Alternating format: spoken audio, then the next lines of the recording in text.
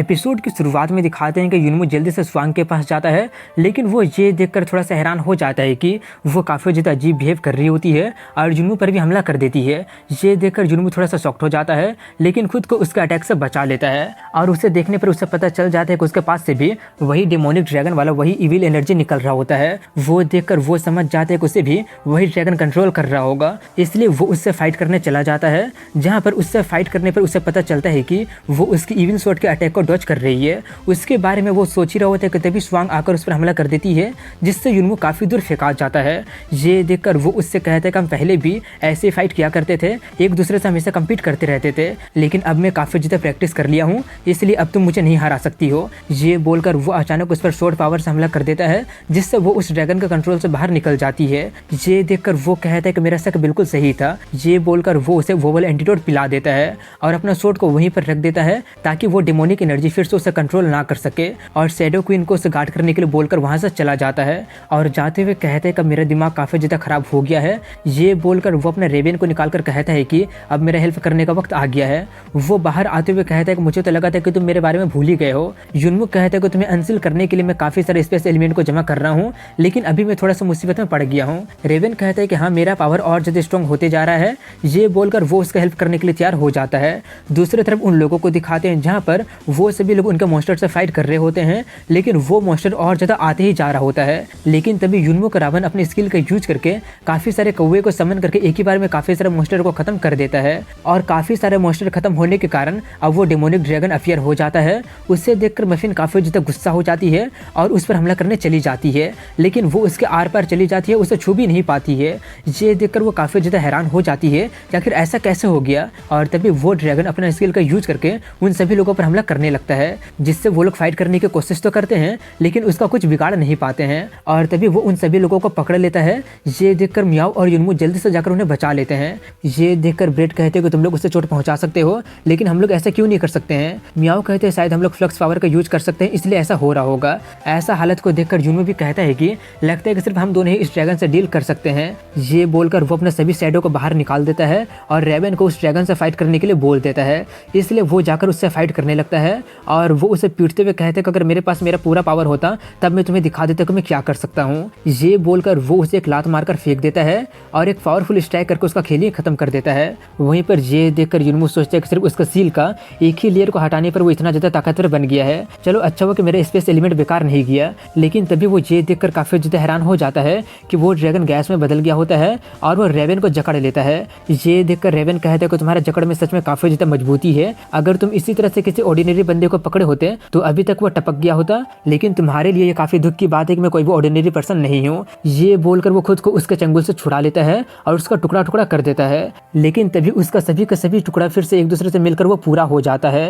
ये देखकर वो लोग थोड़े से शॉक्ड हो जाते हैं और कहते हैं कि लगता है कि वो सिर्फ एनर्जी से बना हुआ है और वो कोई एंटिटी नहीं है। वहीं पर अब वो ड्रैगन काफ़ी ज़्यादा गुस्सा हो जाता है और उस पर हमला करके उसे खाने पीने पर देने लगता है और दोबारा पीछे से हमला करने ही वाला होता है, लेकिन मियाओ आकर उसे बचा लेती है और बचाने के बाद फिर से हमला करने जाती है, लेकिन इस पर वही उस पर पीछे से अटैक कर देता है, जिससे उसे चोट लग जाती है। ये देखकर वो कहने लगी होती है कि मैं एडमिट करती हूँ कि मैंने तुम्हें कम समझ लिया था, और इस बार युनमू उस पर अपना थंडर अटैक से हमला कर देता है। हमला करने के बाद उससे कहता है कि दिमाग का यूज करो, अगर हम दोनों रेवेन का हेल्प करेंगे तो हमारे जीतने का चांस काफ़ी ज़्यादा बढ़ जाएगा।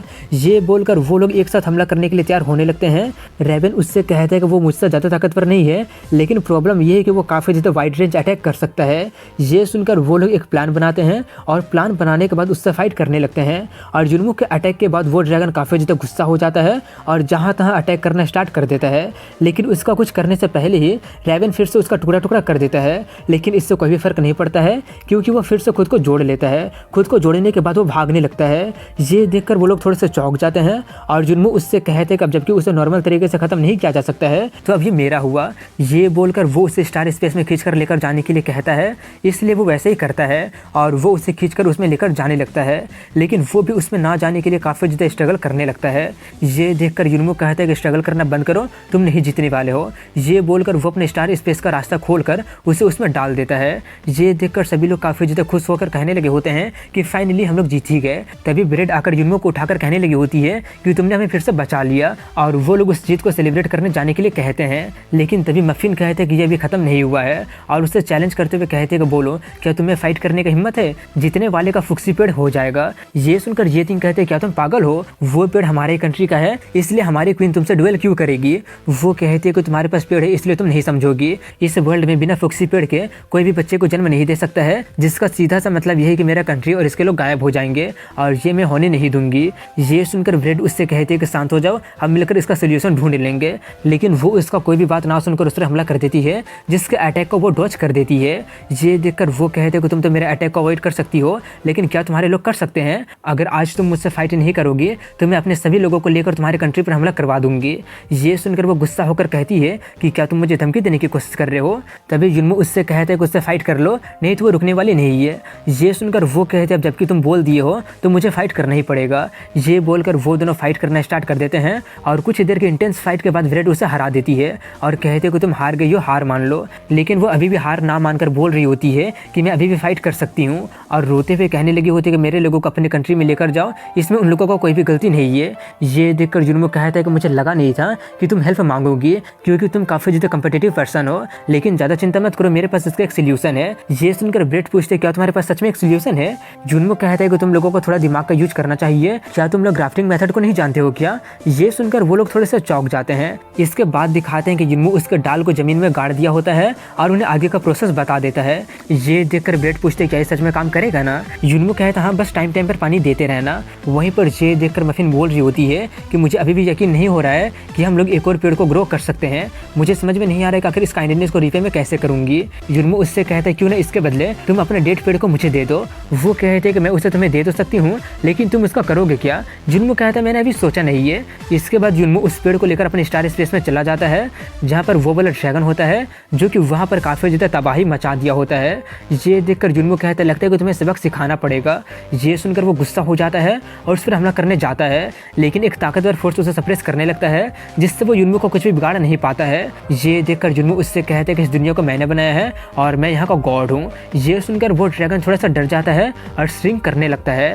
तभी जुन्मो उससे कहता है कि मुझे नहीं पता कि तुम कहाँ से आए हो, लेकिन मैं ये बता सकता हूँ कि तुम्हें फुक्सी पेड़ काफ़ी ज़्यादा पसंद है, मैं तुम्हें उसका एनर्जी को प्रोवाइड कर सकता हूँ, लेकिन उसके बदले तुम्हें मेरा पेट बनना पड़ेगा। ये सुनकर वो ड्रैगन एक डॉग में बदल जाता है, जिससे देखकर जुन्मो एक पल के लिए चौंक जाता है और फिर उससे कहता है वैसे भी तुम सिर्फ एनर्जी से बने हुए हो, इसलिए तुम किसी भी शेप में आ सकते हो।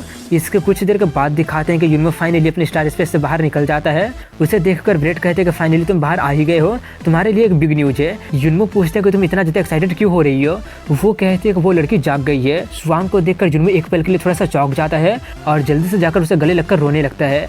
इसके कुछ देर बाद का सीन दिखाया जाता है, जहाँ पर वो लोग कुछ बातें करते हुए विमेन किंगडम में जा रहे होते हैं। उनकी बातें सुनकर ब्रेड कहते हैं क्या तुम लोग सच में इतने जल्दी जा रहे हो, थोड़ी देर और क्यों नहीं रुक जाते हो? जुन्मो कहता है कि नहीं रुक सकता हूँ, क्योंकि अगर स्वांग का पोजन पूरी तरह से खत्म नहीं हुआ होगा तो पोजन सोच को दिखाना पड़ेगा जाकर। और वो मियाओ से वापस जाने के बारे में पूछता है। वो कहते हैं उसके लिए मेरे पास 2 कंडीशन है।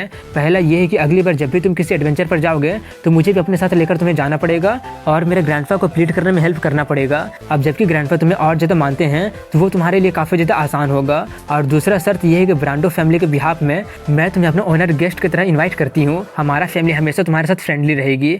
वो सब सुनकर जुन्मो उससे पूछता है कि आखिर तुम ये सब अचानक क्यों कर रही हो, तुम्हें क्या चाहिए? वो उसके पास से जाकर उसके कान में कहती है कि मेरे विजन को अंडरस्टिमेट मत करो, मुझे पता है कि तुम उस डेमोनिक ड्रैगन को टेम कैसे किए हो। ये सुनकर जुन्मो काफ़ी ज़्यादा शॉक्ट हो जाता है और शॉक्ट होकर सोचता है कि वो मेरा स्टार स्पेस को रिकॉग्नाइज कर ली है, क्या वो दूसरों को भी बता देगी? नहीं, वो मुझे इन्वाइट की है, इसका मतलब वो ओवरचर नहीं करेगी। दूसरे को बताने के लिए उसके पास कोई भी कारण है ही नहीं।